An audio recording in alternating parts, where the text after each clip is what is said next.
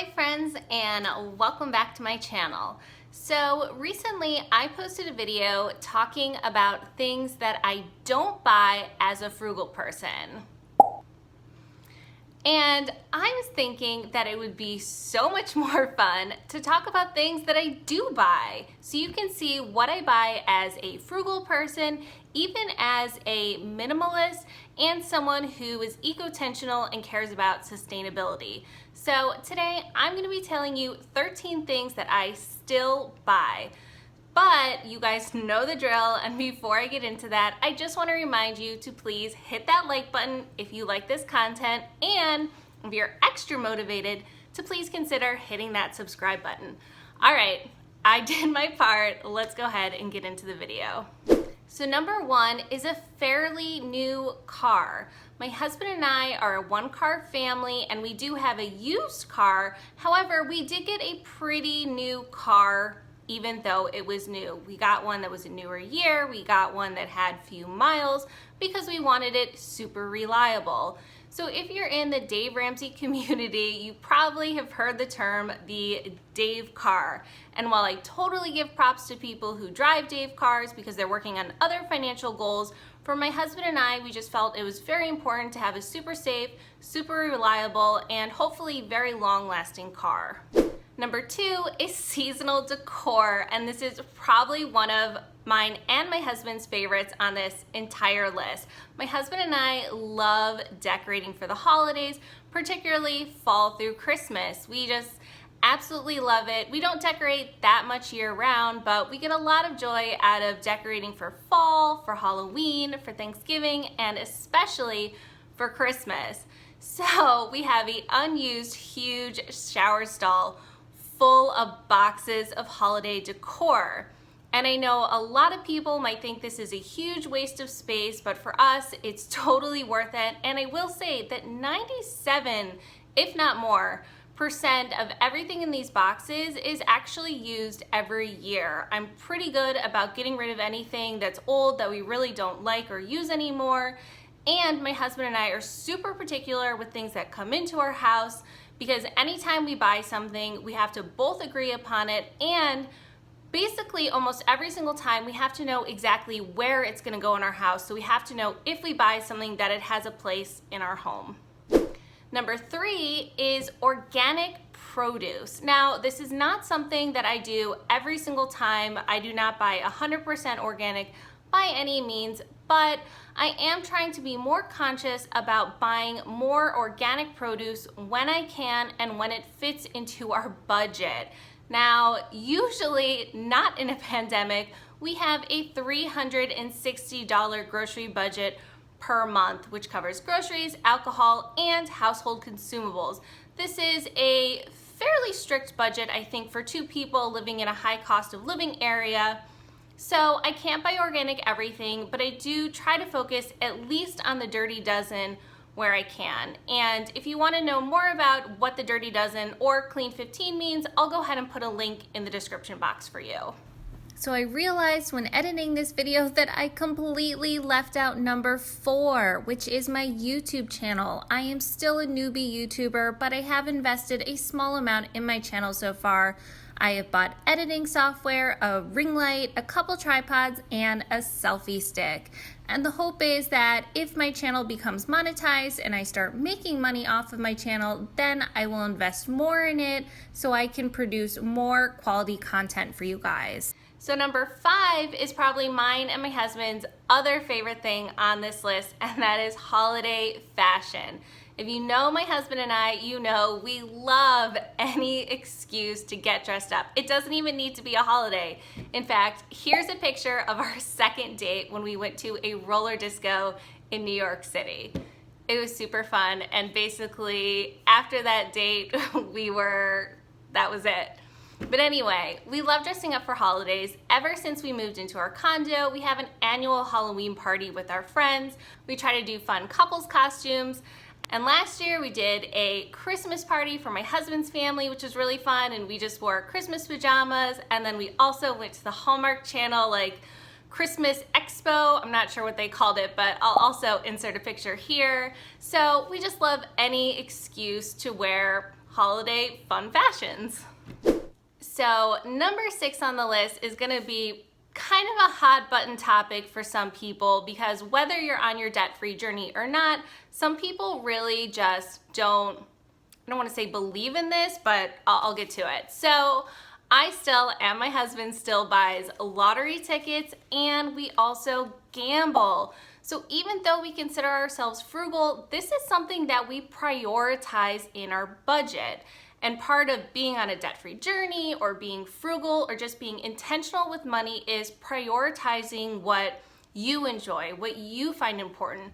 And for us, we do enjoy going to Atlantic City, which is pretty close to us, a few times a year. Now, when we go, it's fairly inexpensive. Our hotels are always comped. A lot of our meals are free. So really, the only thing we're paying for is the actual gambling and then maybe some tips for drinks or something like that. So for us, it's totally worth it. I know some people would never spend the money to gamble, but I guess the way I look at it is we could take $200, go see a concert, and that's a fun experience that lasts a few hours.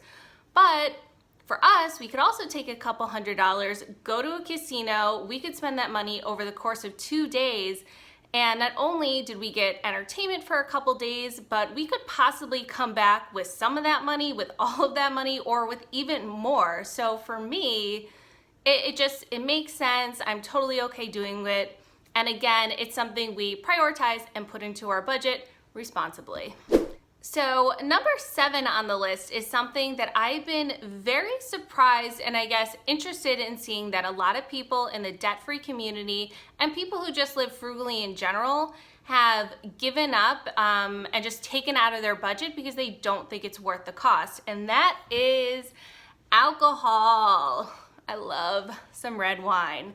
So this is something, again, a personal choice. I totally understand why people do it. In fact, for health reasons, it's probably great. It's pretty much empty calories, let's be honest, but it's something I enjoy. To me, it's not that much money, and I keep it in the budget, and I enjoy a glass of wine a few times a week. So next up on number 8 is probably the most bougie thing on the list, and that is we get water delivered to our home. Now, before you start judging me, I would just like to say that in our town, we actually don't have safe water. It's really bad, and it's really unfortunate, and it's infuriating as all heck, but our water is not safe, therefore we have to have it shipped in. I don't even trust IBOTTA to do it for us. That's what we did maybe the first year or so, 2 years that we lived here. We finally got a water delivery service.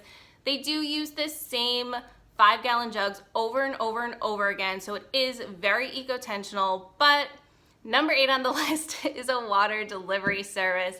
Please don't judge me for being bougie. I hopefully will never have to do this again after we move out.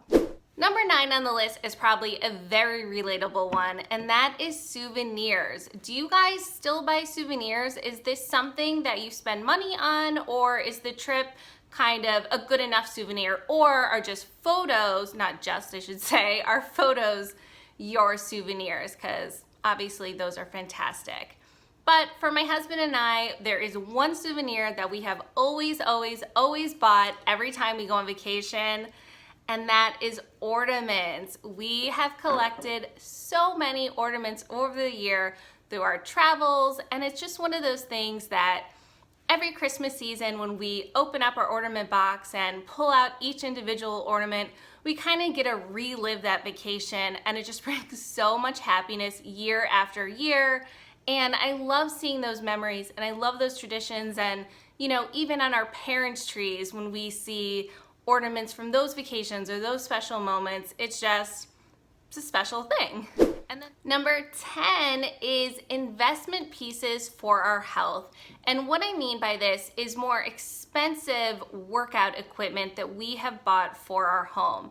Now, we've always had free weights and yoga mats and even some resistance bands, but a few years ago, we decided to invest in a treadmill and then a large Bowflex, one of those like full body workout things. These have been such a great investment, and even this year alone, our treadmill has been used almost every single day since the beginning of the year by one, if not both of us, and in the past years it's also used very regularly. So I'm so happy with our purchase. And even though these were expensive purchases, we did of course make sure to get them on sale, and we did get them both at a very, very good discount.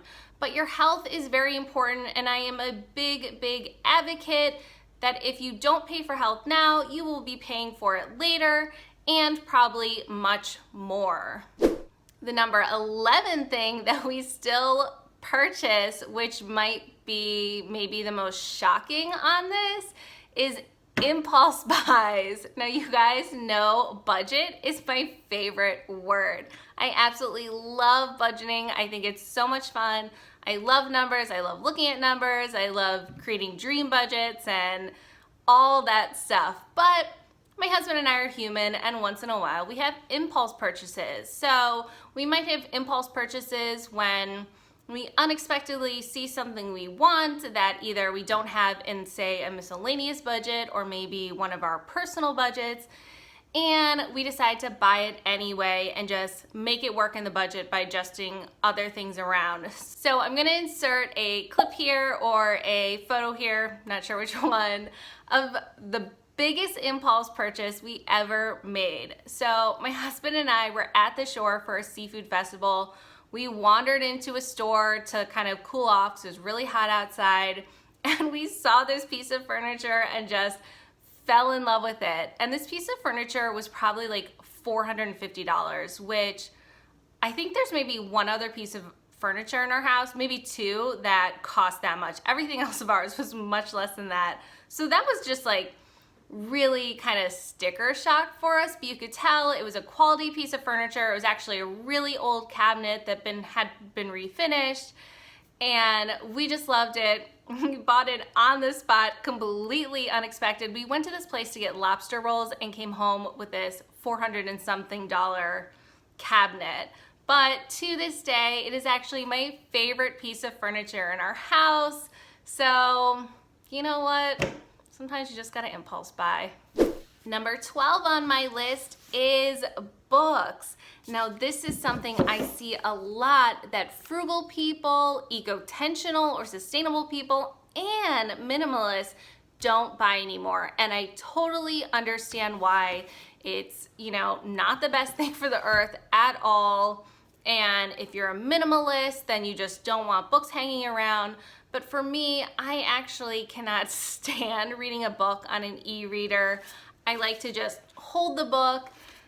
That's just what I like to do. But I will say for the most part that the books we do have either been gifted or most of them are secondhand. I do love secondhand bookstores. I know there's options like the library where you can take out a physical book, but I'm also one of those people, I buy mostly self-help, or what are they called these days? Progress, personal,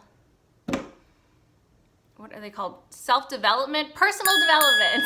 That's what they're called.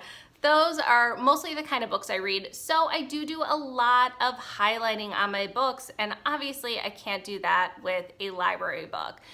So number 13, and the last item on the list, and probably the most random item on the list, is flowers and plants.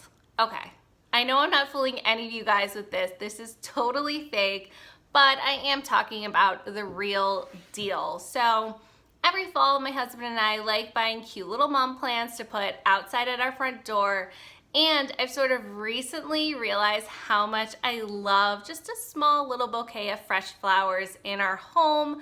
It just does wonders for the spirit. And to me, if I can just include that in my grocery budget and make it work, then it's worth the $5 to $10 every couple weeks for that nice boost in spirit. Okay, that is it for my list today. I hope you guys found this fun. I'd be interested to know if there's anything on this list that you still buy as a frugal person, or is there anything I didn't mention?